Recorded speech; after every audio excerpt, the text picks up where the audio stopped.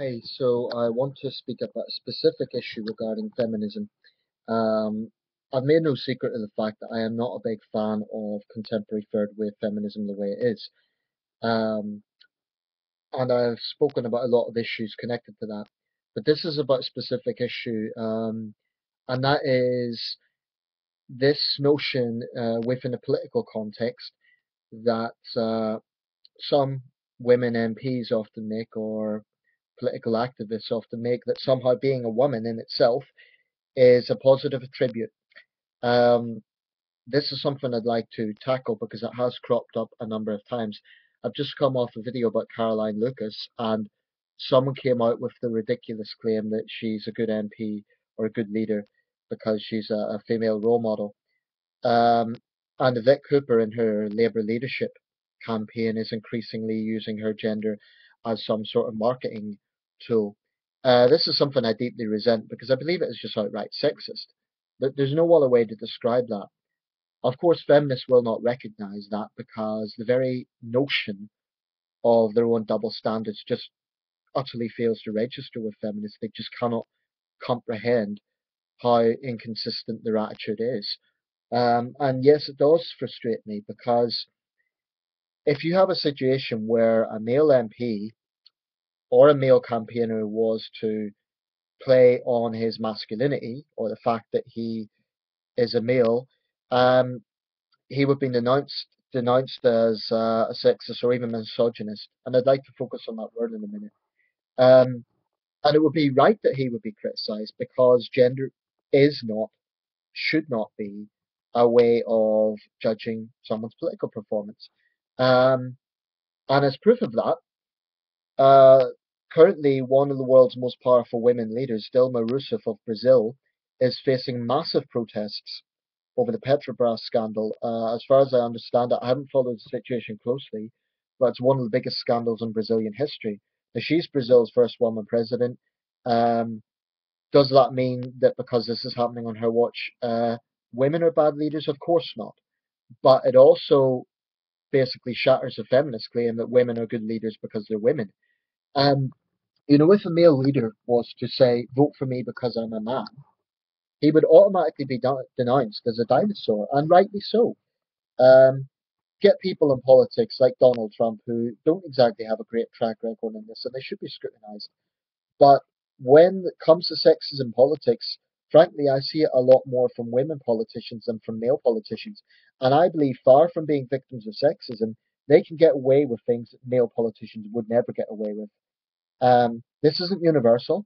I'm not saying every woman does this, but it is quite consistent. A lot of women in politics are feminists. This is just a fact, and a lot of them bank on the fact that they're female. Now, the thing is, I think they're actually scoring an own goal with this because in many cases they're actually, in my opinion, decent enough leaders in their own right. Leaving aside the feminism, which I'm deeply critical of, let's take Yvette Cooper as an example.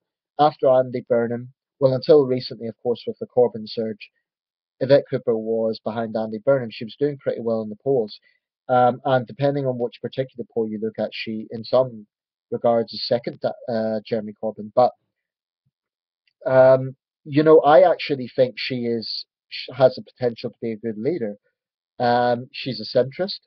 I'm leaving aside feminism here for a second, leaving aside all her feminist positions. I'm just talking about other issues. She's a centrist, so she's showing compassion whilst also talking about balancing the books. She's emulating Harold Wilson's approach to science and technology, which I like. I think that is a good thing. Um, and she comes across as level-headed on a lot of issues. She takes a good centrist position. So I feel it's just unfortunate that she is pandering to her feminist ideology, and it's unfortunate for several reasons. Firstly, um, if I was a member of the Labour Party, I would not be voting for a candidate on whether they're male or female. I think that is incredibly condescending, not just to men, but also to women, because it's kind of insinuating that all women think alike. That's ridiculous. All women don't think alike, and I'm sure there's many Labour women who disagree with Yvette Cooper on some of her positions. I'm sure there are many Labour women who will vote for Jeremy Corbyn who believe that Yvette Cooper's too much to the political right. Um, the Labour Party especially has long had a track record of militant feminism, and as as a male voter, I find it incredibly off-putting, and it is probably the one thing that prevents me from voting for the Labour Party. I just cannot support a party that is institutionally basically gives a platform to this sort of divisive ideology. I just can't support a party that routinely does that. Um, and I think it's one thing that puts off swing voters like myself. Um, so when she's constantly talking about, I mean, she said something recently like, "Oh, David Cameron has a problem with women. Well, vote for me and give him an even bigger problem." I'm sorry, Yvette, but that is not a reason to vote for you. You know, you should be convincing people to vote for you because you're a strong leader, because you've got pragmatic policies, this sort of thing. Not because you're a woman. That is neither a strength or a weakness. It's just it's just a fact. It's something you can't control. To me, that is as preposterous as saying vote for me because I'm white or vote for me because I'm black. It's an utterly bullshit reason to vote for someone. Um, and I just think that yes, it would be historic. Yes, if she became Labour leader, she'd be the first female Labour leader. So I'm not disputing that in itself it would be a historic thing. But I don't think it's enough of a reason to vote for someone. And she's increasingly relying on that. Now, I'm not saying that's the reason that she's trailing behind both Burnham and Corbyn. I think that's more to do with the fact that she's seen by Corbyn supporters as too right wing. But it doesn't help. I don't think her pandering to the feminism card is going to give her a great deal of support. Because I think most British women don't really care that much about that. They care about the same issue that British men care about, generally speaking. Bread and butter issues, unemployment, crime, these sort of issues. Of course, there's issues that women will care about more than men, and there's issues men will care about more than women. So I'm not saying I'm not saying there's anything wrong with a woman politician focusing on female issues. I'm not saying there's anything wrong with that, but I do have a problem when they focus on their gender as some sort of way to vote for them. That's ridiculous. It's just utterly sexist. And frankly, if a male MP done it, he would automatically be denounced as a dinosaur. I mean, it's just ridiculous, and it's frankly patronising to the public. And I do think that she should be challenged on this, because all it does is create division. Um, and that point holds, generally speaking. Um, Now, are there sexist men out there who will only vote for male candidates? Maybe there are. Okay, I grant that. Maybe there are men out there who just are against women being in politics full stop and will only vote for men. But I believe they're a minority. I really don't think nowadays most men think like that. Um, but the same holds true of militant feminists who will only vote for women. And I'm sure there are women out there like that.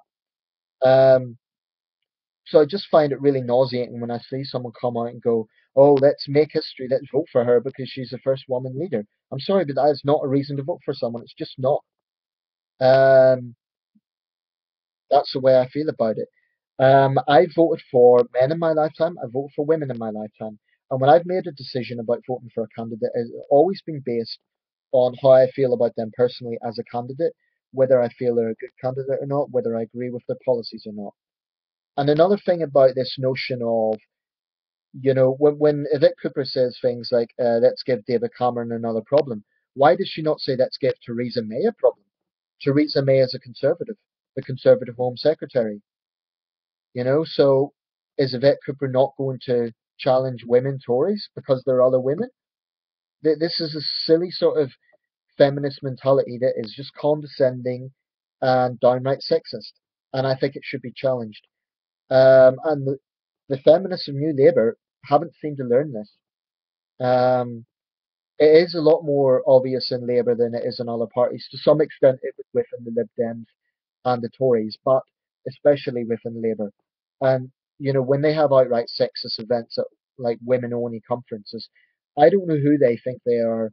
I mean, I don't really believe that the majority of British women are really interested in that sort of condescending um,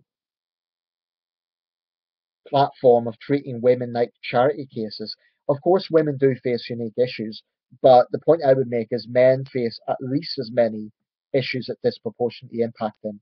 I just had an argument with a male feminist who tried to claim that the issues that impact men are minuscule compared to those that impact women.